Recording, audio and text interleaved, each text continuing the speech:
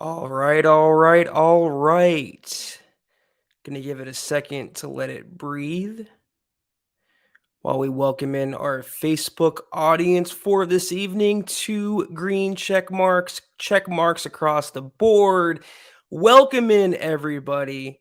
Welcome, Broncos country. Good evening, Broncos country, and welcome to the newest installment of the Mile High Huddle podcast. I am your host for this evening, flying solo, as you can see, Zack Kelberman. Chad Jensen is on vacation. Our producer, Scott, is out with another obligation. I believe it's a family obligation. So it's me holding it down tonight. Pretty sure I got the whole audience in here. Going to give it just a second. Let the numbers rise. I see it going up a little bit. Let me know in the comments, guys. I'm coming in loud and clear. Everything's good. I didn't mess this up too bad in my inaugural solo pod on the MHH network. Let me know, guys. But see a like. I see the live. I see Dale Fleming in here. I see Kevin Gray in here. I see Mark Hoynack in here. Another day closer to football. Sweet.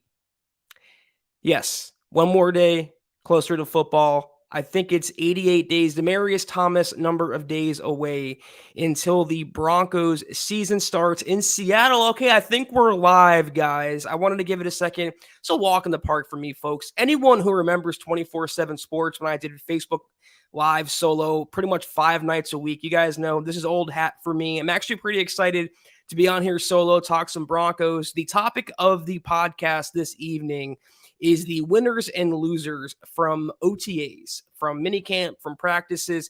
And I see a comment from Dale that I agree with. It's hard to, have a loser picked out in voluntary practices and minicamp practices, but there were a few. I had to kind of scratch my head and maybe stretch a little bit. There were way more winners than losers. I'm going to get to that this evening. It's going to be a fun conversation, guys. I'll be on here for about an hour. I'm going to keep it a little more fast-paced than usual. I think it's just my style. I'm solo, so I want to address the audience if I can. Again, good evening, Dale. Good to see you. We got Dylan in here, the moderator. Sup, Broncos country, Dylan. As always, what's up, Ernie? What's up, Mike Homner? What's up, Mile High Mike? Hello, all. What's up, Jason? RIP DT. Absolutely. It's still crazy to me that we're even saying that, but definitely RIP DT. And I want to start off before I don't have Scott tonight, so it's gonna be me handling the comments and the supers. I'm gonna address the supers when they come in. So we got Casey 499 super. Thank you so much, Casey. Hope you're having a wonderful evening. Casey goes, should have called me up to fill it. Haha, you're gonna crush it, solo. And I appreciate that, Casey. Yeah, next time I got you, man, for sure. We'll double team this podcast and have a good time. But yeah, I've been looking forward. A couple people have their own show. Kim has her own show, Beckoning the Broncos. Thomas Hall has Legends of Mile High. I've been, itching to get back in the solo realm for quite a minute, just between you and me. So I'm excited about the opportunity. I see Kathy Lund hopping in, Mark Schrader, Charles Tudor hopping in, Chris Carruthers. Solo is the way to go. Get your own pod, LOL. Maybe have to maybe talk with Chad about that. But okay, I'll get this. Clint Ashworth, good evening. What are your thoughts on Baron Browning this season? Okay, so the number of people, the viewers might be a slower evening, a sleepy Thursday evening. I know a lot of you are out and about. It's a wonderful June 16th evening, summer evening. Y'all don't want to be on your phones, your computers, listening to a podcast, but those who are, I definitely appreciate it, like Clint. And Clint goes, good evening. What are your thoughts on Barrett Browning? I realized I read that twice. If anyone on here knows, I'm not the biggest fan of the transition to full-time outside linebacker, if he is full-time. I thought he killed it at inside linebacker. I thought he gave the Broncos what they haven't had in quite some time, maybe since Danny Trevathan, an inside linebacker that can run sideline to sideline, that can fill the gaps, that can cover tight ends, that can run with running backs, that can do the things that Todd Davis and Josie Jewell can't. So that's number one. I thought he could build on a really solid rookie season, and I thought Ejiro Evero, the new DC, is perfect for what Baron Browning's skill set has to offer. But apparently, Ejiro Evero came in and saw Baron as more of an edge rusher, kind of hearkening back to what he did in college at Ohio State. He was an inside and outside guy. But it just smacks to me, Clint, of DeMarcus Walker syndrome, where he was good as a young player at one spot, or you can build upon that as a young player, and now you're complicating him and putting him in two different sets of positions, responsibilities. It's a lot for him to learn in a new defensive playbook. If this was Vic Fangio doing this and he already had a year under Vic Fangio, that'd be one thing. That'd be better for me. But the fact that it's a new playbook, it's a new defense, yeah, a lot of it's the same, but there's new verbiage, there's new language, there's new technical things about the playbook. I would prefer Baron Browning to remain at off ball, especially since your other off ball guys are Josie Jewell, Alex Singleton, and Jonas Griffith. Not exactly, Luke Kuechly and Patrick Willis among that group. So I hope for the Broncos' sake, Barrett Browning can cut it at outside linebacker. Evero and Nathaniel Hackett believe in having waves and waves and waves of pass rushers. It's what they love. It's what they want. And you know what? To their credit, Randy Gregory's down after shoulder surgery until training camp, or maybe even week one. Jonathan Cooper's down until training camp with a finger tendon injury. So maybe there was smart foresight in moving Browning to outside linebacker, but I will be the first to say, I told you so if he bombs at OLB. But that's going to do it for Baron Browning this moment. I see some other comments coming in. I want to highlight them as we like to do on the show. We don't do it enough. Anyone, again, who watched me on 24/7 Sports back in the day on Facebook, I used to go like line by line and thank and talk to everyone. We don't get that opportunity, but maybe tonight that'll change. Donnie says, you and Shad are the best together, my favorite duo. Thank you so much, Donnie. Hope you're not related to Carson Wentz. That would be a tragedy, but we do appreciate your contributions and your gratitude. Edward Keating, good to see you, Ed. $4.99 super. What's up, everyone? I'm so ready for football. Training camp starts in about a month, and then preseason, and then the season. DB4L, let's ride. I was actually just thinking this to myself maybe an hour ago. It's crazy that when the season ends, you think to yourself, oh my God, it's going to be forever until we get football back. It's going to be forever until these 7-8 months goes by. And then you look up and then, well, it's, the scouting combine, and then it's a free agency, and then it's the draft, and then it's mini camp, and then it's training camp. And before you know it, we're going to be in Seattle watching the Broncos kick the crap out of Drew Lock / Geno Smith and the Seahawks. It's going to go really fast. I'm really excited. I am counting down the days, 88 more to go, and they can't come any faster. We got Michael Ronquillo hopping in here. Good evening, Zach, on the Mile High Huddle podcast. Let's ride and go Broncos. Absolutely. Thank you so much, Michael. We got Howie freaking Day in the freaking building. What's up, Broncos country? Who else is ready for the season to start? Is the defense great and the offense better? Or, if I had a lottery ticket, Howie, I wouldn't be on here doing a podcast right now. I'm going to just assume, though, that the offense with Russell freaking Wilson and the weapons that he has and the backfield and this and that and the coaching, Nathaniel Hackett, they're going to be better to start off. The defense might have some hiccups with a new system. Maybe some players are slow to get acclimated, like Randy Gregory, Baron Browning, Cooper, what have you. But when they click, maybe later in the season, when they come on strong, they're going to be probably, in my view, a top 10 unit. So the Broncos, realistically, not, homeristically, realistically, the Broncos could have a top 5 or top 10 offense and a top 5 or top 10 defense and a lot of wins this fall. Can't wait for it, Howie. Jeff Noyes, good evening, Zach, Dylan, and Broncos country. Good evening to you, Jeff. What else we got here? We got the producer chiming in, even though he's off tonight. We got Scott hopping in. Zach holding it down tonight. Yes, sir. I will hold it down and make y'all happy, make y'all proud of me. Mark Schrader, thank you so much for the stars, Mark. Definitely appreciate that. What else do we got here?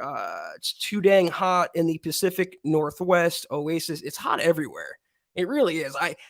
Can I go on a rant for a second? We got some time. We're 9 minutes deep. It's a slower podcast tonight. I hate the summer. I don't understand why people prefer to be hot and sweat and then prefer that to like the fall, the winter. It's crisper. You walk around, put a jacket on, have some cocoa, some marshmallows. To me, there's no positive about walking outside and sweating right away and becoming dehydrated by going to get your mail. I have never been a fan of summer, and this summer feels, and it hasn't even officially started yet, but this summer feels like the hottest summer on record in quite a while. No political narrative there to push. I'm just saying I walk outside, I feel my skin sweating, and I do not like it. I definitely prefer fall and winter. I prefer to be cold than be hot any day of the week. That's why I don't know about y'all, but I like to sleep like 70, 71 degrees. That thermostat goes above 73.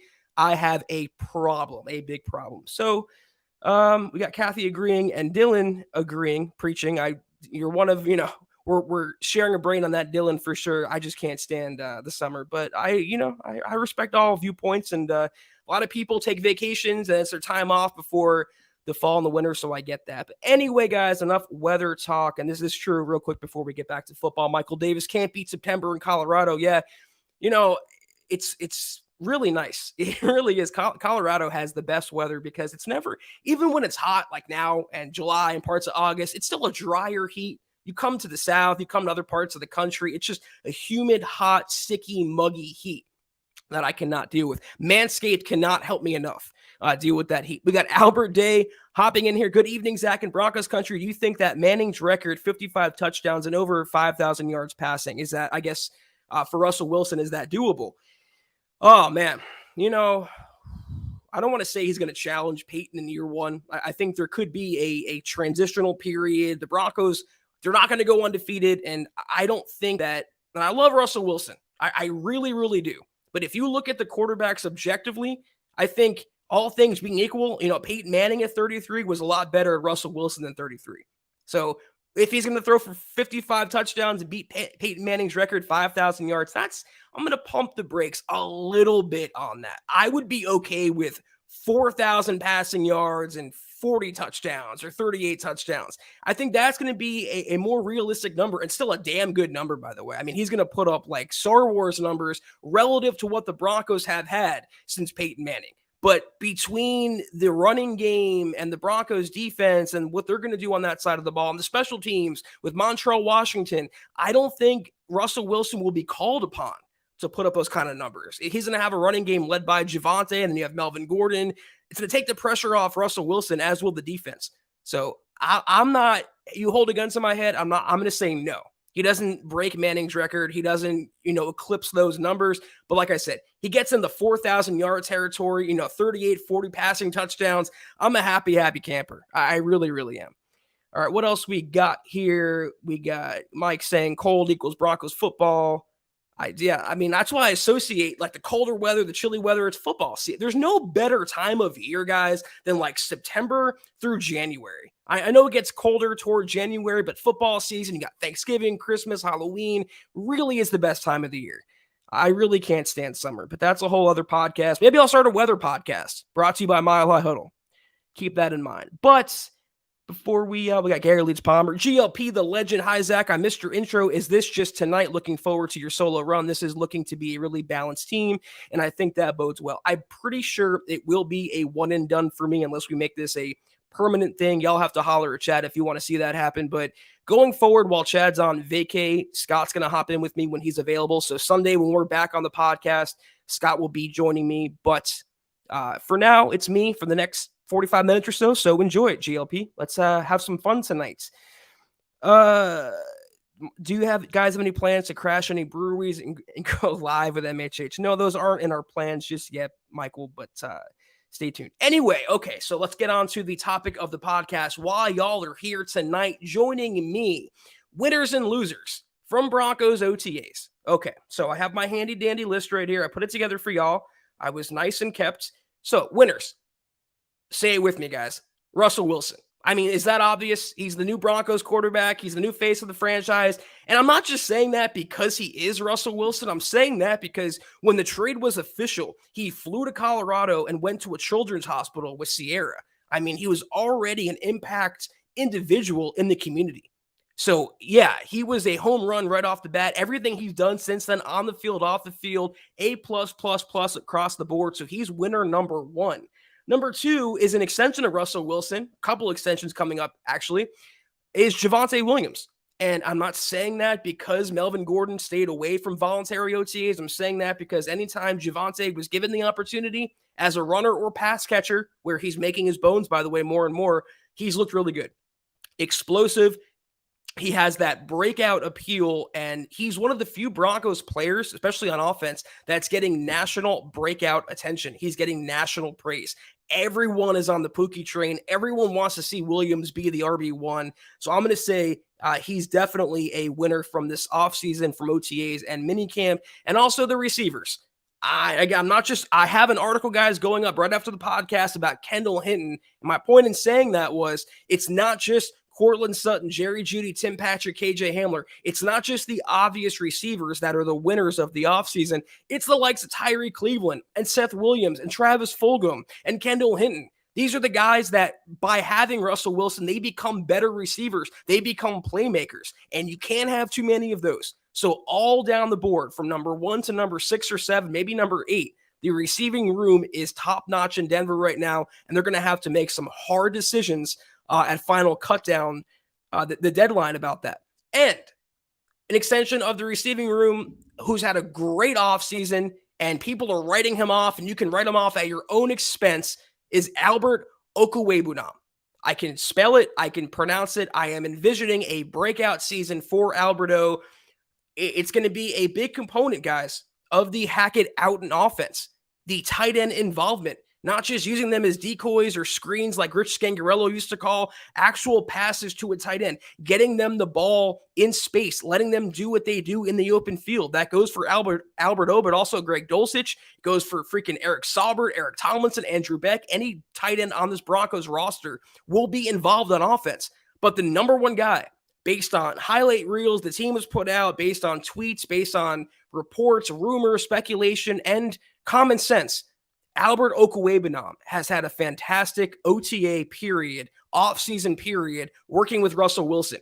He might be the most slept-on Broncos starter, far and away, Alberto. And he individually, personally, is going to make a lot of people eat their words, especially the people that were sad to see Noah Fant go and thought that Alberto should have been traded to Seattle in that deal, or the ones that want Dulcich to start right away, even though he hasn't been participating toward the latter end of OTAs. I'll get to him in just 1 second.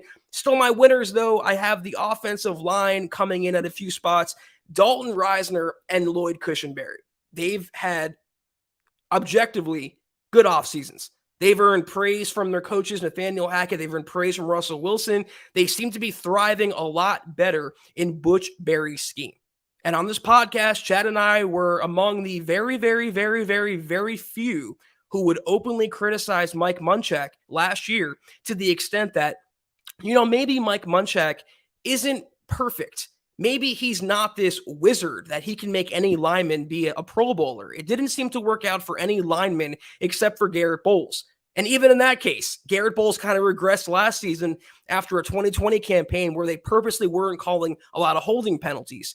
But in this scheme, in the wide zone scheme, more athletic, a more of a zone blocking scheme, you have Dalton Risner holding it down to left guard. I think he's the penciled-in starter at left guard right now. And Cushenberry, no one is challenging him. No one is challenging him for center. I know y'all think there are a couple interior players could kick over, like Miners. Glasgow could kick over to center. No. All indications are it's Cushenberry's job to lose, and he's done nothing to lose it yet. Again, the support of Russell Wilson, the coaching staff, outward praise. Those two offensive linemen stood out to me this offseason. I hope you all agree about that. It's kind of a divisive topic because a lot of people don't like Cushenberry. I see Blaze saying we got to keep Cushenberry. Yeah, I mean, I've been a fan of his from day one pretty much. He's had a bad rap playing under Pat Shurmur, Vic Fangio, and playing with the quarterbacks he's played with his first 2 years. He'll be a lot better with Russell Wilson and Nathaniel Hackett. But turning my attention to the defense, my winners on defense, there are so many to name. Pretty much every Broncos player was a winner in OTAs and minicamp and those kind of things. But who stood out to me? Patrick Surtain. I mean, enough said. The guy is going to be a freaking perennial all-pro. He's going to be a top 5 corner, maybe top 3, top 2 corner as soon as the 2022 campaign. But he had a pick 6 of Russell Wilson. He had 2 picks, and I think a matter of like 3 or 4 practices. He is always around the football, and I don't care what Pro Football Focus said. I don't care what any national media member said.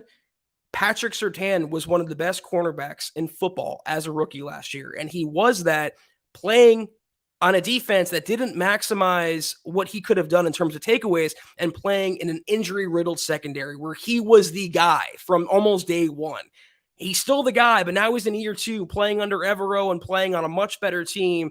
He's looked as advertised, PS2 has. Cannot wait to watch him this season. And also, another divisive guy on defense, a winner from OTAs and minicamp, is Bradley Chubb. And Chad and I have talked about him as OTAs have went on. We've talked about the players that are standing out consistently. You read the tweets, you read the stories, the practice reports, you read the rumors, you read what we're reporting, the analysis. Almost every practice, Bradley Chubb's name comes up. He's been disruptive, getting after Russell Wilson. Yeah, I know it's not a game. He can't really sack him. It's simulated, blah, blah, blah. But if it was a game, he'd be getting sacks. If it was a game, he'd be getting pressure. He seems to have that explosion back. He seems to be looking like the Bradley Chubb of 2018 when we all thought he was the next Von Miller. I don't know if he'll be the next Von Miller, but if he can go back to being 2018 Bradley Chubb, I will gladly take that. He's also getting better against the run. And what I was going to say was that was his weakness, as a rookie. He wasn't setting the edge. He was struggling there. According to Evero, he's done a really good job setting the edge, defending the simulated run plays that are being called in practice. So we all kind of crapped on Bradley for being injured and being a 5th overall pick and not living up to his draft expectation. And if we have to criticize him for that, rightly so, we can also credit him, rightly so, for what he's done this offseason. I just hope he builds on it in training camp in the preseason. I hope he stays healthy, because if he does, playing opposite Randy Gregory, Nick Bonito, the rest of the defense, he could have a 12 to 15 sack campaign this coming season. It could be realistic for Bradley Chubb. I'm going to pause there, catch my breath, and also get to some of the comments. Again, guys, I do not have – I don't know why I left that comment on there the whole time. That's my fault. See, this is why I need Scott, man. I'm by myself tonight.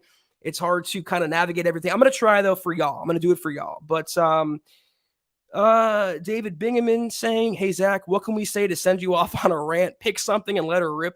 I don't know. Start to talk nicely about Vic Fangio. Call him a genius, or say Melvin Gordon should be the Broncos starting running back. One of those two should get me going. I feel my blood pressure rising by saying those two names. So you want to get me on a rant? That's the secret. Matt Smith asking, do we have a start date for training camp yet? Not that I'm aware of, Matt. I think it'll be like it always is, late July, last week of July. I don't want to give a wrong date, but last week of July, look out for the Broncos to start training camp, which will be open to the public fully. So you can go check your Broncos out if you are in the markets. We got Andrew Baker saying, just got home from Suns baseball game. Cool to see Zach killing it. Appreciate you, Andrew. Hope the baseball game went well. We got Clint Ashworth saying Albert O could be the next Julius Thomas. Maybe. I mean, there's really nothing to suggest that he can't. He's never going to be a George Kittle in terms of a full skilled blocker, a 3-down player where he can block and catch. He's always going to be a wide receiver in a tight end's body, but that's fine. There's utility for that. You can win with that. That can help out Russell Wilson. That's what Julius Thomas was. And I agree with you. If he stays healthy, cleans up his drops, and takes that next step in his game, Albert O could look a lot like Orange Julius in a Broncos uniform. What else do we got? I'm going to keep scrolling through the comments before I get to defense with my winners. Oh, it's not defense. It's just losers. Sorry, guys. We're gonna go over the losers in a second. I'm gonna get to some of the questions though. No, you got to try harder, Mike. Vic's clock management was stellar. You got to try harder than that, man. Nah, I'm not going to rant about that. We got Kathy from the pressers with Russell Wilson. It seems like he's got a lot of love for Kendall Hinton. Do you see Hinton as being kind of a dark horse to watch for? Again, Kathy, I literally have the article about to publish. I was working on it right before it went time to go live. It will be up right after the podcast. And it does seem like he's a dark horse. And like I wrote in the story, he has the support of Russell Wilson, as you'll see in the story, and Russell Wilson just gushed about him. And he also has the ability to spell Russell Wilson. He can back up Russell Wilson if necessary. So you figure the Broncos, let's say they keep 6 wide receivers. I think 5 could be a little conservative. Let's say they keep 6, okay? The locks: Cortland Sutton, Jerry Jeudy, Tim Patrick, KJ Hamler, and Montreal Washington. It leaves like 3 or 4 players competing for one spot. Those players are Kendall Hinton, Seth Williams, Travis Fulgham, and Tyree Cleveland. Those are the realistic options. And among that, you got to think Kendall Hinton has the upper hand. If they are going to keep 6 right now, Kendall Hinton would be the 6th as far as I'm concerned. You'll see in the story. I hate to tease it so much, but check it out, milehuddle.com. Russell Wilson is gaga over some Kendall Hinton. Hall of Famer Kendall Hinton, it should be added. Sam Bam hopping in. Only offseason question that matters, will the Broncos have a field day? Oh, you guys want to see me rant? You want to see me rant? Okay, you mentioned field day, Sam Bam. Let me crack my knuckles. It's rant time.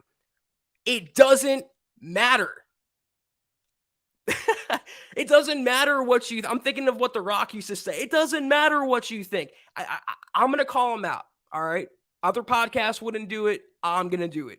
James Merliot from The Fan. That's the resident local hot take artist. It's what he lives for. And I'm actually doing what he wants right now by talking about him. So I'm going to make this short and sweet. It doesn't freaking matter that they had a field day. And also, it doesn't matter what James Merliot has to say about the Broncos having a field day. It doesn't matter. The Broncos canceled a singular one practice in June. That is not going to matter. It's not going to matter in September, October, November, December, January, February, because the Broncos will be competing for a Super Bowl. No, it doesn't matter. It does not matter. Every team does this. Heck, I can't remember the team. I think it was the Eagles or the Jaguars. It might have been the Jaguars that outright canceled minicamp for veterans or only had rookies come in. Different teams have different methods. You don't have to have every single practice for the entirety of the offseason. A field day is about camaraderie. It's about having fun. That's how you build relationships with your players and your coaches and your teammates and the people going to war with you every single day. It's how you build that human element. These guys are not robots. They're not drones. Yeah, they're highly paid, world-class athletes for sure, but they're human beings. And human beings want to have field days. They want to go bowling. They want to do egg toss. They want to do the egg on the spoon, whatever they did, water balloons. I want to do that. It doesn't matter who you are. It's fun. That's the whole point of it. And everyone killed Vic Fangio for never having fun in practice and being this curmudgeon who crossed his arms. And now there's a Broncos coach having fun again and bringing fun back to Dove Valley, and they're still getting criticism. But that's what that person wants. So I'm not going to give him the attention, the breath, the energy that he's looking for. It doesn't matter. It doesn't matter. Edward Keating, 199 super. Thank you so much, Ed. PS is a great OC. Zach, he wasn't that bad. I thought you was talking about Pat Surtain. No, Pat Shurmur, you're going to have to try harder, Eddie. Going to have to try harder than that. Clayton, Clayton Heron, solo Zach. Yeah, buddy, appreciate you. Clayton hopping in here. Let me clean up some of these questions. What else we got? You guys agree with me? You got Preach Zach. We got, go Zach, go. You guys agree, right? It doesn't matter. I mean, your jobs, wherever you work, it doesn't matter the occupation, doesn't matter what you make, it doesn't matter what you do. If your boss said, we're not going to work today, guys, we're going to go out and go bowling, we're going to go play laser tag, it doesn't really matter what we're doing. Would anyone be opposed to that? Would you not look at your boss in a kinder way, a gentler way if he said that? Would you not want to come to work the next day knowing that there's incentive for working hard and busting your ass every single day? I don't understand it. And it's that one person doing it. That's when you should know to look at the source of the pearl clutching, of the condemnation, of the criticism. It's the one person who's doing it because that's what his job is.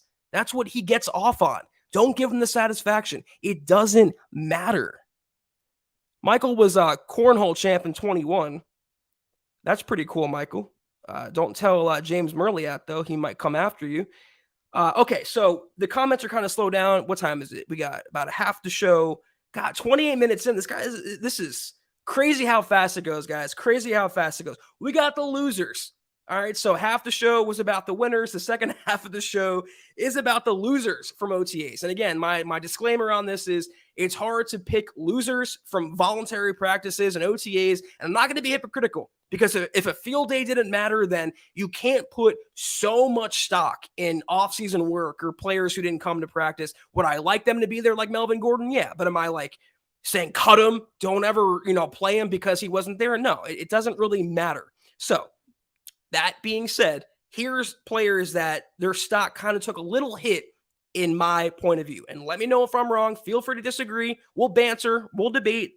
I'm going to start with Melvin Gordon. It was a layup, but you guys knew it was coming. He begged, literally, through the media, begged to come back to the Broncos. He was a free agent for months and months and months. No one even sniffed Melvin Gordon for reasons that we don't know. Probably money. Okay.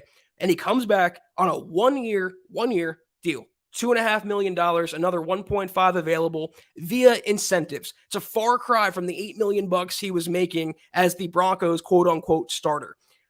He wanted to come back. He came back. He got re-signed. He wanted to play with Russell Wilson. He got his wish. And what does he do? He stays away from practice. Okay, so did Kareem Jackson. So did some other players, but they had excuses. Melvin Gordon had no excuse. The excuse was he didn't want to. And that's not a leader to me. Why should every other player be there busting their asses and you're not going to be there? You're a former Pro Bowler. You're one of the more senior players on the team. Your fellow running backs and players respect you. Why wouldn't you want to be there learning a new playbook, being around a fun coach like Nathaniel Hackett who loves your smile, Melvin? Why wouldn't you be there? There is no reason for him not to be there. And then for him to say, yeah, I'll be at minicamp mandatory because I don't want to get fined. It just sends the wrong message to me. And I would say this if it was any player. If I love Courtland Sutton, but if Courtland Sutton said this, I would be criticizing him too. It's not a leader mentality. Then he's on Twitter saying he's not selfish and being so sensitive and being so reactionary to every tweet about him. It's like, who cares? Go out and play football. Help the Broncos become a better team. You got what you wanted. Now go put the work in. So to me, yeah, he was a loser. And considering a loser in this conversation about OTAs and minicamp, his stock took a hit because also Pookie shined in his absence. And it was more apparent that it's Pookie's backfield as it should be. So Melvin Gordon, loser number one. Loser number two is Greg Dulcich. And I can't hold injuries too much against Greg, and I can't hold my bias against Greg in the sense that I don't think the Broncos should have went with a tight end where he went. But it's just availability is the best ability. It's a numbers game. And I don't know what's going on with Dulcich. He has some sort of soft tissue injury that Nathaniel Hackett is very vague about. We don't know what's bothering him, but he hasn't practiced Dulcich in a couple weeks. He missed mandatory camp. He missed the last set of OTAs. We don't know. He's out until training camp. It sounds okay, but in his absence, Alberto has really shined. So in that technical aspect, I'm going to say Dulcich was a loser of this offseason. Also, again, I can't hold injuries too much against him, but Billy Turner. I'm not the biggest Billy Turner fan, but he has a little knee injury. He had a knee injury that continued from last season. It's prevented him from getting on the field, and in his stead, you've had players, even Sebastian Gutierrez, who he's an undrafted rookie. He's gotten first-team reps. Tom Compton, Calvin Anderson, they've all stepped up and taken first-string reps at right tackle. For a guy that's in a three-way competition to start at right tackle, Billy Turner, who came back to the Broncos after a stint in Green Bay, I don't know. I got to stop Michael leaving your comments on the screen when I'm talking. I don't know. I get maybe, and it's not his fault, I'm transferring this to him, but I'm getting like Juwan James vibes from Billy Turner. It's just another knee injury where he can't compete, and they signed him to start, and he's not starting. So I'm going to say, again, technically speaking, Billy Turner was a loser from OTAs in the offseason. But again, loser is a very loose, soft term. There were way more winners. This offseason was monumental for the Broncos. It was amazing. It was transcendent for the Broncos. But I had to come up with a list of losers, and these are the guys. Feel free to disagree. My last two losers. You got me ranting a little bit about field day, and now I'm sweating. My last two losers are on special teams. My number one loser on special teams is Sam Martin. And that's apparent because of his contract. You guys know that. He's a cap number of plus north of $2 million, and he never was, Ray Guy. He's never been this field flipper. He's never been this weapon on special teams. And a lot of that, or some of that, may be due to Tom McMahon and the previous coaching staff. But when you have Corliss Waitman in OTAs and minicamp, he was a former Raiders left-footed punter. They have a left-footed punter and a right-footed punter, a.k.a. there's a full-blown competition, which Dwayne Stukes acknowledged. And the best man is going to win that competition. And it might be Corliss Waitman, who'd be a lot cheaper. And he has a bigger leg that would help the Broncos, especially in the mile high altitude, flip field position and help the team on that side of the ball. So if they can cut Sam Martin, I would recommend that. If they feel good about Waitman, I would clear that $2.5 million, whatever it is. I would put it toward Russ or another tackle or somebody else. But Sam Martin did nothing to me this offseason, based on what we know, based on what was said, that would lead me to believe his stock is trending up. I think the Broncos are looking for a replacement, and once they find one, they will not hesitate to move on from Sam Martin. And my last guy on my losers list, it's hard to think of it, again, because there's not a lot of losers in Dove Valley these days. Those losers are long gone. They went with Vic Fangio. Brandon McManus, kicker, the lone remaining player from SB 50. McMoney, formerly known as McMoney. He hasn't been McMoney in a couple of years at least now. For the same reason why Melvin Gordon didn't show up, that's why McManus didn't show up. He just didn't feel like he had to. It wasn't necessary. He admitted, McManus did, that he was training in Florida, I think it was, with Sam Martin. He was training away from the facility. And when he was asked about not coming to voluntary OTAs, which are voluntary, it's within his right, I get that. He said, well, I get paid to make kicks in September, October, November, December, January, etc. Yeah, but it's part of the obligation, written or unwritten, unspoken, to be there with your team. If you can practice, you should practice. You have a new head coach. You have a new special teams coordinator. You're a throwback to when the Broncos were successful. You're the last remaining link to that team. You're a leader. You're the NFLPA rep for the Broncos. Why are you not there? And, I don't think he's in danger of losing his job like Sam Martin, but the Broncos did have another kicker who they picked up, I believe, as an undrafted free agent.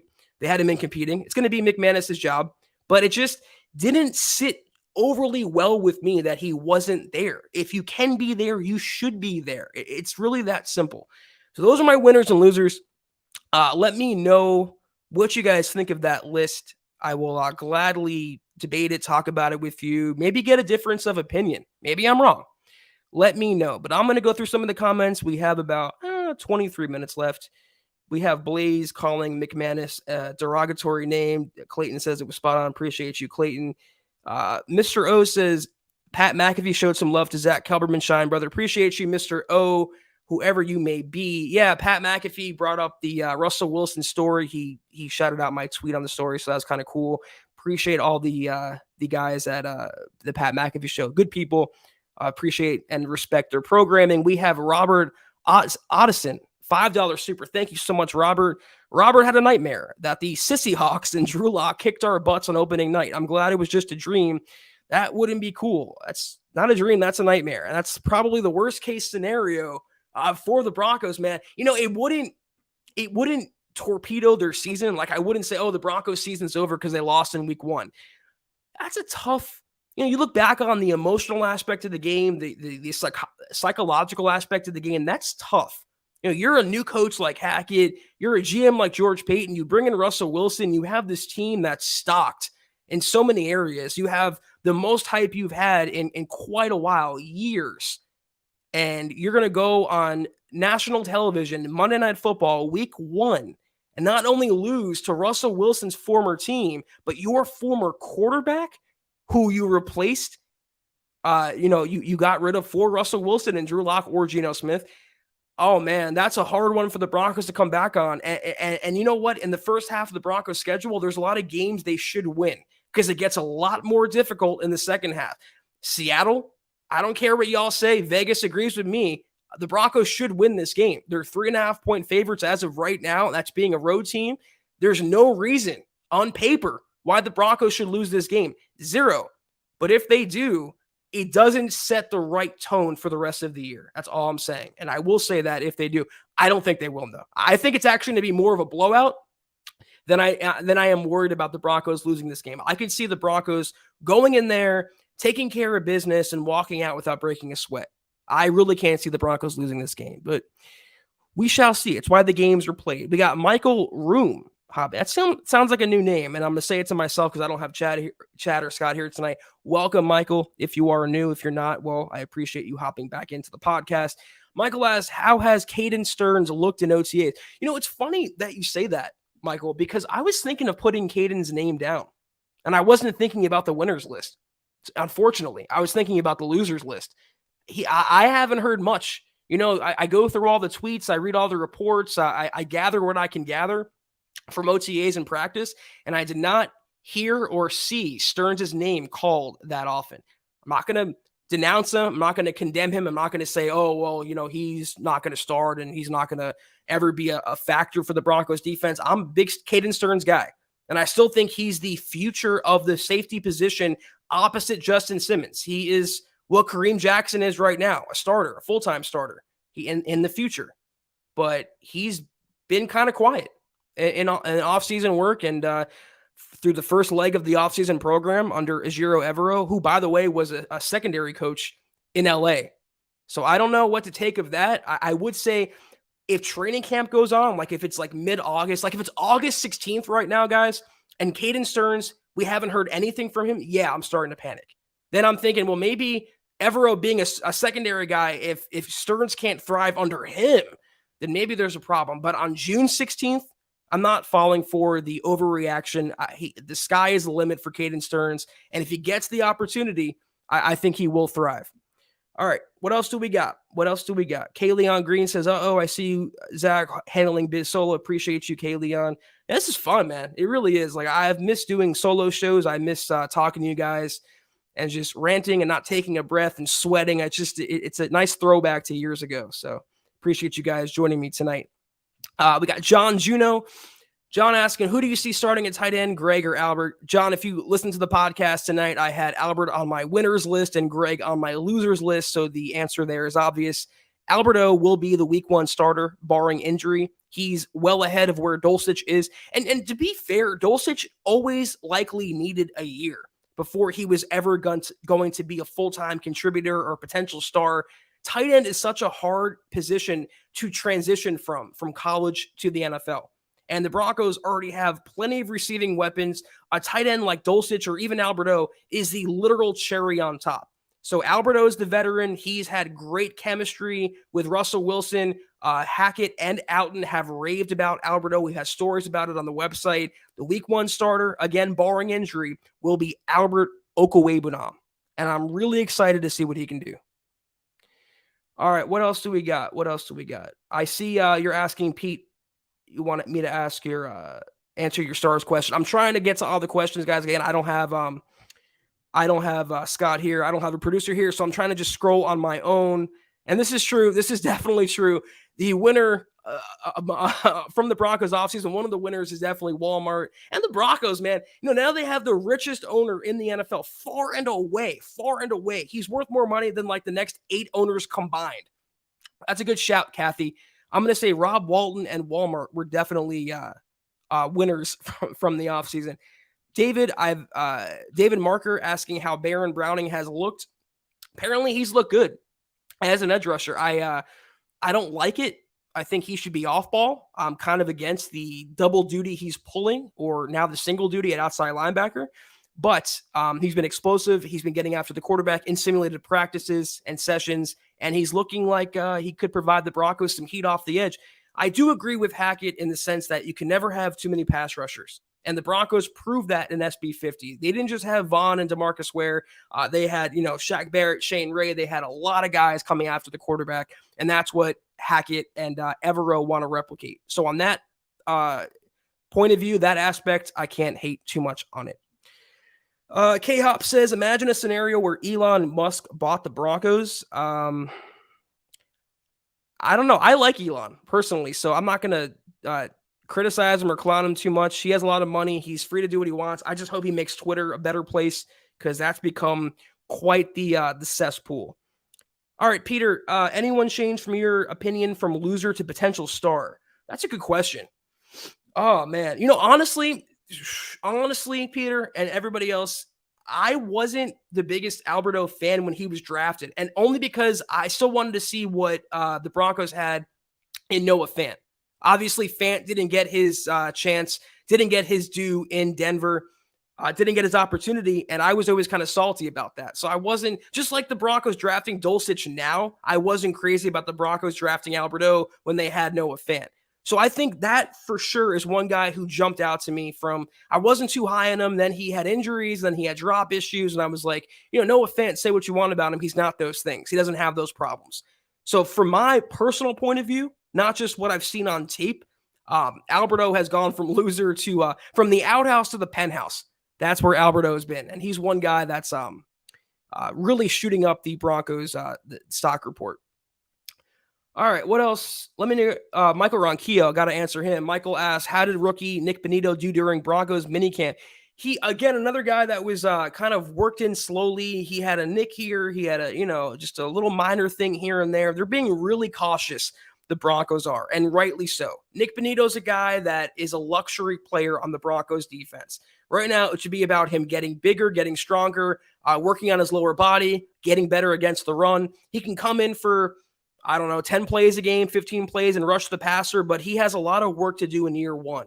So he's a luxury project for Evero and those defensive coaches, but I haven't heard anything bad from Nick Benito, but he's been kind of slow because he's been dealing with this or that. He will ramp up in training camp, and I think he'll make a bigger impact in preseason.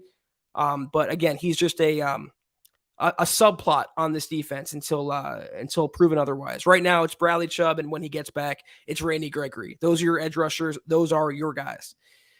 Mile High Mike asks, is Seth Williams impressing at minicamp? Yeah, this is a guy the Broncos have been high on since they drafted him. He has good college bloodlines. A player they were pretty hyped about when they drafted. But, what was his name? Juwan Winfrey. Remember him? The Broncos spent a late round pick on him, 3-4 years ago, and he just never materialized. It's the same thing that happened to Seth Williams. He could have been something. He could have been a number 4, number 5 guy, just never given the opportunity, never had the coaches, never had the quarterback. That's changed now. So again, it's maybe 3 or 4 players competing for one receiver spot on the Broncos 53-man roster. And that's assuming they even keep 6. If they keep 5, then Williams and Hinton and Tyree Cleveland and Travis Fulgham, they have no chance. But if they keep 6, then you're talking about Williams, Hinton, Fulgham, and Cleveland competing for one spot. One spot. And as of right now, Mile High Mike, I got to be honest, based on the way they're talking, Kendall Hinton would likely be that number 6 guy if you had to form a roster tomorrow. But Seth Williams, he has the whole summer. He has training camp. He has the preseason. If he makes do, if he stands out, maybe he leapfrogs Kendall Hinton as the number 6 guy. Zachary, great name. Wheat hopping in. That's a new name. So good to see you, Zachary. Again, that's a fine and dandy name. He says, you think Michael Ojemudia can take over for Ronald Darby by end of season? I don't want to talk too nice about OJ because he blocked me on Twitter. No, I'm kidding. I don't know. He's such a tough. I was thinking, should I put him on my losers list because he was burned? And then I thought, no, because he made a couple plays also, and he's gotten some praise from Hackett and Jiro Evero. I don't know. Oh, man, it's so tough. By the end of the year, I think he could maybe be ready for full-time starting cornerback reps. But right now, I'd be so terrified if, let's say, Darby got hurt and OJ was starting opposite Pat Surtain. I'd be so terrified of the Broncos' coverage and what they would allow through the air. Put it that way. I think he could be good, but he's a lot like Bradley Roby in that he'll wow you one play, and then he'll make you scratch your head and throw your remote the next play. So I hope that consistency changes. I hope Evero gets through to him being a former secondary coach, because, again, they need that next cornerback to step up. They really, really do. And as Ray points out, it's true that OJ got praise from Patrick Surtain as well. He did. PS2's being a good teammate, fellow cornerback. What else is he going to say? But he's definitely gotten some praise. If he can clean up the consistency issues, he could be a starting cornerback. But they need it. They don't have anyone else. You go past Darby, Surtain, K1 Williams, who's the slot guy. Who do you really have on the depth chart? You're talking about Fayon Hicks and Asang Bassi. Those are easy players if Michael Ojemudia can just, realize his potential to leap over. So I hope it happens for him for sure. Even though, again, he blocked me on Twitter. That's not cool. Andrew Baker, Zach, what do you think about week 3, which is the meet and greet against the 49ers, being the momentum game to start? People could write off Denver starting 2-0 against bad teams. Well, I mean, were they writing them off when the Broncos started 3-0 last year? I think they were actually getting some attention. And it was people like I and Shad were saying, well, let's let them play a decent team, not the Jaguars, Giants, and Jets. Let's see what they do against Baltimore and Pittsburgh. And the Broncos got their head kicked in both games. And that kind of, spelled the narrative for the season. So I don't know that they're going to be written off. If they go into Seattle, Andrew, on primetime television and they take it to Pete Carroll and Drew Lock and they make a statement, no one's going to write them off. A lot of people won't doubt them anymore. You'll see all the bandwagoners coming out talking about Russell Wilson and being a comeback player of the year or whatever, MVP. I don't think you're going to have to worry about writing Denver off if they start off 2-0, because that first game is going to be the test. If they win that first game, convincingly, they're going to have all the wannabe Broncos fans, the same ones that are dissing them now, will be deleting those tweets to write positive things. So I'm excited for that game, week 3 against the Niners, because it's a primetime game. It's the meet and greet. Can't wait to see y'all out there. Can't wait to have fun at Empower Field / Great Value Stadium. But I'm not worried about a momentum game, in week 3. If the Broncos are 2-0, it could be a game where they go to 3-0, and then the season really ramps up after that, after the first half. If they lose that game, they're still 2-1, and there's a lot of season left to go. I'm looking forward to the matchup. I'm looking forward to the Broncos, Nathaniel Hackett versus Kyle Shanahan and the 49ers. That's a fun game for a football fan to watch. All right. We got K-Hop saying, vote Fangio for commissioner. And that's just unrealistic. It's not going to get me angry. All right. What else do we got here? We got about 10 minutes, guys. If you have any questions, we're about to wind it down. I'd be happy to answer them, but we are going to get going in about 10. So let me know any comments, questions, concerns, criticisms. I'm going to give one last look-see through the comments. And to Peter Middleton, anybody else, if I missed your comment, like your stars comment or any super, we will address those on Sunday evening when I have my producer Scott next to me, either on the screen with me or in the background. We'll get to you. We didn't ignore you. We see everyone, everything. We appreciate it all. Nothing goes unnoticed, but it's hard holding it down by your lonesome. So just wanted to be known. Mike Homner, excuse me for lengthening your name, asked, how is special teams looking? Good. And I can finally say that with a clear conscience. And I can finally look at you in this camera, look at you guys in your eyes and say the Broncos special teams is in good hands. And after Brock Olivo, after Tom McMahon, it's been a far fall from grace from the likes of Joe DeCamillis, the last good Broncos STC that they had. I think, and it's not a hot take, it's not a take at all, actually, Dwayne Stukes is my favorite Broncos assistant already, far and away. I love Hackett, but the intensity that Stukes has, the no BS attitude that Stukes has, the accountability that Stukes wants to bring out in the Broncos, and we're not going to get by with the Club Med laissez-faire environment like under Tom McMahon. I'm a big, big Dwayne Stukes fan. I didn't know much about him before he was hired, but my God, am I happy Nathaniel Hackett singled him out. George Payton got him under contract with the Broncos because he's going to lead this unit back to prominence, paired with Montreal Washington, maybe a better season from Brandon McManus, more consistency, getting back to McMoney. This side of the ball, it won't be bringing the Broncos down every Sunday, Monday, or Thursday. It will be helping the Broncos on those days. And that's because, as always, what does it start with, guys? I'll pause and wait for dramatic effect. Coaching. They didn't have it last year. They haven't had it for quite a while, as a matter of fact. They have it now in spades. And Dwayne Stukes, man, what a hire. What a guy. Like him a lot. All right, what else? Let me know, guys. This feels like the old days. Just, I love it. I really do. All right, what else we got?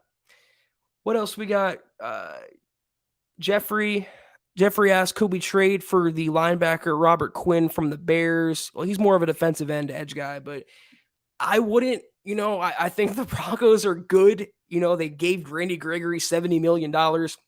They used a second round pick on Nick Benito. They have Bradley Chubb thriving. They have players like Jonathan Cooper. They have players like Malik Reed. They have Baron Browning. They have even Christopher Allen, the UDFA from Alabama. They are fine at edge rusher. And to say nothing of Draymond Jones and DJ Jones, by the way, on the line. So no, I'm not trading for Robert Quinn. I'm not taking on the contract. I'm not taking on the baggage. I'm not giving up a draft pick. I'm fine where I'm at.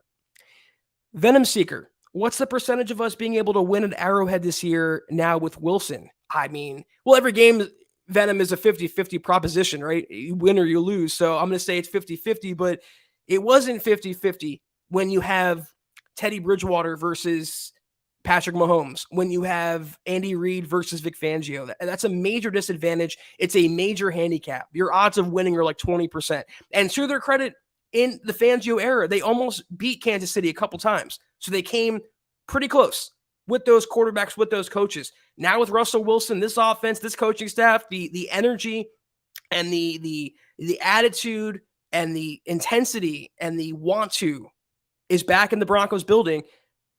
It's a gimme. It's a pick 'em. When they play, it doesn't matter if it's at Arrowhead, at Denver. When they play, the Broncos can go toe-to-toe with Kansas City. They can go toe-to-toe with Mahomes. They can go toe-to-toe with Andy Reid. They have that firepower now. And I think it's fait accompli. They get at least one victory. They end that freaking streak. That's one of the plot lines from this season I am looking forward to the most. Ending that freaking streak. I can't wait for that to happen. It will happen. It might happen in Denver. That's the primetime game, but at Arrowhead, it'd be even sweeter. It is going to happen, though. They will split more than likely with Kansas City. I'm looking forward to it, man. The reign is coming to an end. That's what the Broncos mentality has to be. They can't look at the Kansas City Chiefs as this unbeatable force because they have been beaten. And you can beat them. And now the Broncos have the firepower and the tools to do so. And you know what? They will do so. All right. What else? I want to take one more question from Zachary Wheat because I'm biased against commenters with the name Zachary. Who are your sleeper players on the team to make the Pro Bowl this year? I got Draymond Jones. Yeah, that's number one for sure. Cortland Sutton wouldn't be a sleeper. Javonte wouldn't be a sleeper. Obviously, Russ wouldn't be a sleeper. Would Tim Patrick qualify as a sleeper to make the Pro Bowl? I mean, there's going to be that other 1,000-yard receiver or close to it guy on the Broncos roster. I don't know if it's going to be Jerry Jeudy, though, or Tim Patrick. Maybe Tim Patrick could qualify.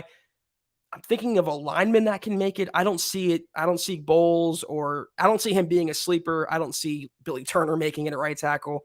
I don't see Cushenberry making it. I don't see Alberto making it at tight end. On defense, sleeper. Man, Draymond's my choice, man. Draymond's my choice for sure. Patrick Surtain would not be a sleeper. Yeah, I'm going to agree with you, Zach, for sure. I'm going to say Draymond Jones is the sleeper. But what's great about sleeper status is that this time next year, he won't be a sleeper anymore. And I can't wait for Draymond to finally be the player he could be. They were not utilizing him the right way under Vic Fangio. His potential was always capped. There's no more ceiling on his potential under Evero on this defense. He is going to thrive. And the edge rushers that we've mentioned coming off around the corner, they're going to take the heat off Draymond Jones. They're going to draw double teams that Jones could take advantage of, and vice versa. That's why this defense is going to be so fun to watch. It doesn't matter who gets after the quarterback, but the quarterback is going down hard. That was a good question, though. I'm going to have to think about that for sure. That might be like an article or another podcast topic. That's a great question. What else do we got? We have about, I'm going to say about 5 minutes. I'll extend it for, we got Trevor Sendell. Trevor asks, Zach, what differences have you seen from Russell Wilson at camp compared to the other quarterbacks, Locke and Bridgewater? That should excite people. Thanks, buddy. I mean, they're not named. He's not named Drew Lock and Teddy Bridgewater. He's not them. He's Russell Wilson. Just him being Russell Wilson, just him having that allure, him having that cachet, and him being a former champion, a 9-time Pro Bowler. When he walks into a building, everyone takes notice. When Teddy Bridgewater walks into a building, everyone falls asleep. It's just the reality. He never was the one to galvanize the team. And neither was Vic Fangio, neither was Pat Shurmur. What's so great is it's not just Russ bringing that to the Broncos. You have a head coach in Hackett that can double as a cheerleader for Russell Wilson and the Broncos offense. He has so much energy, you get tired of it after a while. That's what's so great. It's a uplifting environment to be in again. That's why field day was actually a good idea, not a bad idea. But honestly, take away the fact that his moon balls, his deep passes, Russell Wilson are a thing of beauty. Take away what he can do with his right arm, with his legs in the huddle. The intangible qualities of Russell Wilson are what the Broncos have lacked since Peyton Manning. And I don't mean a star quarterback who everyone knows his name. I mean a true consummate professional who lives, breathes, eats, and craps football. That's Russell Wilson. He might have a busy schedule. He might be married to an R&B superstar, legend, whatever, singer, but he is all about football. That's all he thinks about. That's all he craves. It's all he wants, desires, from when he wakes up to when he goes to sleep. It's all about football for Russell Wilson, and that rubs off. If you're on a quarterback like that, that rubs off on you. You want to be better. You want to play harder for him. Conversely, you have a quarterback like Drew Lock turning the ball over mostly in dumbfounding ways, or a quarterback like Teddy Bridgewater that has no visible emotion and won't tackle the player to prevent a touchdown. Remember that, guys? That actually happened last year. Who wants to play for someone like that? Who wants to play for Vic Fangio or Sleepy Pat Shermer up in the booth? No one. No one. That's why the record was what it was last year. That's why the Broncos made the wholesale changes that they made. So just the intangibles, just the leadership, just the allure and the luster of Russell Wilson, that's been the biggest contrast. That's been the biggest glaring difference between him and every quarterback that's walked through that door since Peyton Manning. All right, what else do we got? We got the NBA game about to start, so I'm gonna let you guys get to that if you guys want to watch it. Who y'all rooting for? You think Curry gets it? You think Boston gets it? Let me know. I'm gonna go through some of the comments here, and then I'm going to hop off and let you guys enjoy your evening, enjoy your weekend. K-Hop says Bradley Chubb gets 2 interceptions this year, those jump ball interceptions. I do miss Shelby Harris for his hands and his deflections because he was so clutch with those, man. Even interceptions like against the Steelers. He really was a clutch player in that regard. But Bradley, man, I don't care too much about whether it's interceptions or sacks, forced fumbles. As long as Bradley Chubb makes an impact on game day, as long as he gets after the quarterback and affects the play, I am freaking okay with that. And I think he's going to do that. He's going to have a big year in this defense. All right. One last scroll through before we call it an evening. This evening. Oh, okay. R. Butler asked, who is the former Arvada High School running back we brought in to compete? How did he do? That would be Max Borghi. I think he was from Washington State.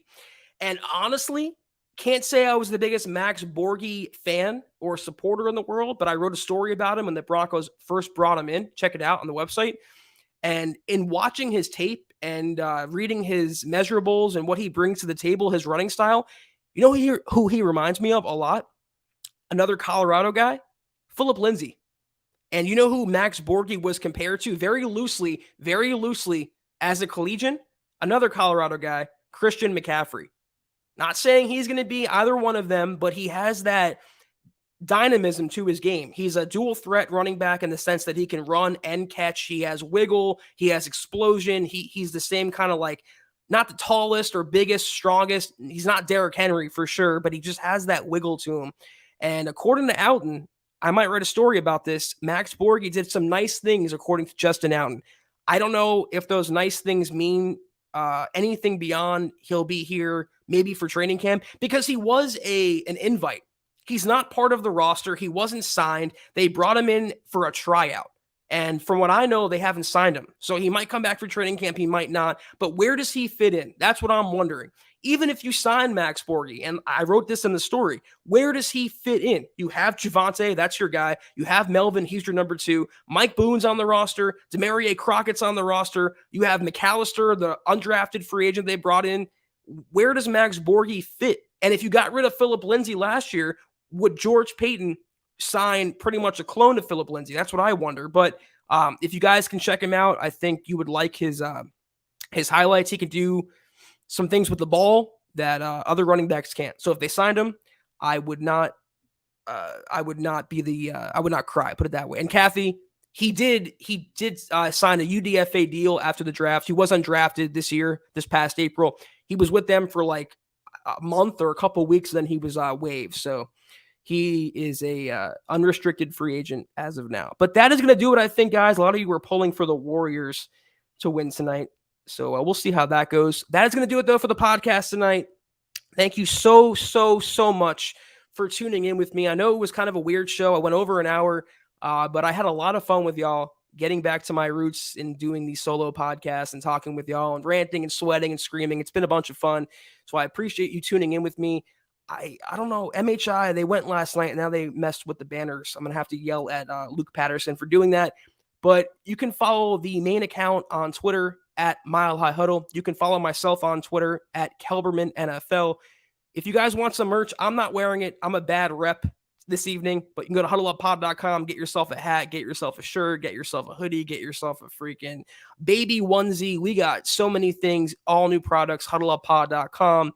And also facebook.com/milehuddlepod. Like that page and follow that page. Guys, if you haven't, please go to Apple Podcasts and leave your football priest, that's me and Chad Jensen, a 5-star review for a chance to win some merch each and every month. But if you can't do those things, please do these 3 things that you see ticking below you right now. Subscribe, like, and share this video and every video you see on the MHH channel. It really helps us grow and reach more Broncos fans just like y'all. That is going to do it, though, guys. I appreciate the love from Art Butler, from Ray, from Michael. Appreciate you guys, from Wero, Peter, Dale. Hope you're doing well, Dale. We're all thinking of you. Dylan, Mr. O. Appreciate you guys. This podcast, the Mile Huddle podcast, is off until Sunday night. More than likely, I will be back on with Scott Kennedy riding next to me, holding down the podcast with me, co-hosting with me. Hope y'all have a great weekend. Until then, take care. And as always, go Broncos.